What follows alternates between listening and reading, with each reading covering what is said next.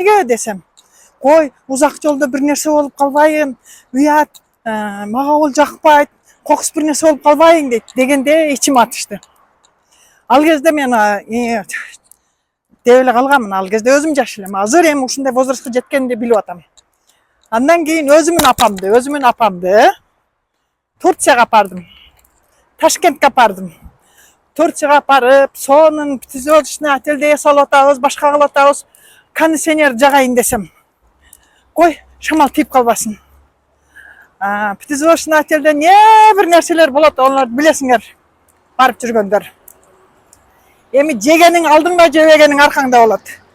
Ошол кезде, апа, мынаны жейсиңби десең, жок, мага ысык чай. Жок, буну жесем унутуп калам. Кой, ону жесем унутуп калам. Дегенде мен içim atıştı. Значит, ошол кездерде неме жаш кезинде сыйлап алышыбыз керек экен. Ден соолугу